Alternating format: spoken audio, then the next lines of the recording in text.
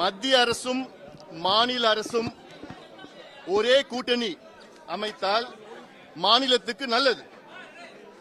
கடந்த 5 ஆண்டு காலம் திமுக மத்திய அரசை எதிர்க்கின்ற ஒரு மனநிலை. எதுக்கு எடுத்தாலும் மத்திய அரசை குறை சொல்றது, மத்திய அரசை எதிர்க்கிறது. தமிழ்நாட்டுக்கு உங்களுக்கு கிடைக்காது ஒண்ணும். அது அதாவது எதிர்க்கிறதுனா வேண்டுமென்றே எதிர்ப்பது.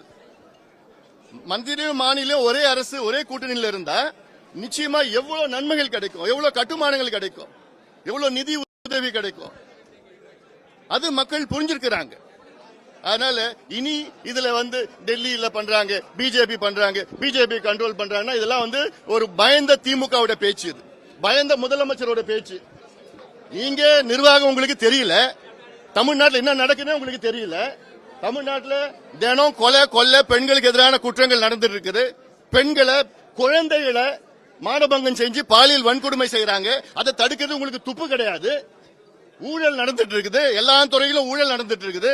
சாராயம் கள்ளச்சாராயம் வித்துட்டு இருக்கிறாங்க, சந்து கடையில் வித்துட்டு இருக்கிறாங்க. எல்லாமே 24 மணி நேரம் சாராயம் கிடைக்குது. அதை தடுக்கிறதுக்கு துப்பு இல்ல. நீங்க எதுக்கு எடுத்தாலும் பாஜக டெல்லி பாஜக சொல்லிட்டா என்ன? சரி, நான் கேட்கிறேன், மாநில சுயாட்சின்னு சொல்றீங்களே, நீங்க ஏன் கடந்த 2 வருஷமா உள்ளாட்சி தேர்தல் நடத்தல? நீங்க உள்ளாட்சிக்கு ஏன் நீங்க சுயாட்சி கொடுக்கல? நீங்க சுயாட்சி பத்தி பேசுவதற்கு உங்களுக்கு என்ன தகுதி இருக்கு? ஏன் நடத்தல? நீங்க என்ன பயம் உங்களுக்கு? நடத்திருக்கலாமே.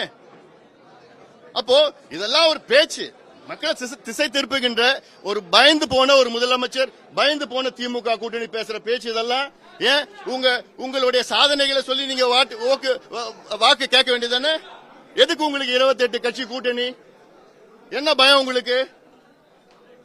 ஏன் இவ்வளவு கட்சி உங்களுக்கு சேரணும்னு உங்களுக்கு விருப்பம் இருக்கு? நீங்க அவ்வளவு தமிழ்நாட்டுக்கு இவ்வளவு சாதனை செஞ்சிருக்கீங்கன்னா அந்த சாதனையில நீங்க நின்று இருக்கலாமே. ஏன் உங்களுக்கு பயம்? தோல்வி பயம் வந்துடுச்சு. ஏன்னா மக்கள், நீங்க எதுவும் மக்களுக்கு செய்யல, உங்க வாக்குறுதியை நீங்க நிறைவேற்றல. அதனால அந்த பயத்துலதான் எல்லாம் வாங்க வாங்கன்னு சேர்த்துக்கிட்டு இருக்கீங்க. ஆனா நிச்சயமா எடுபட போறது கிடையாது.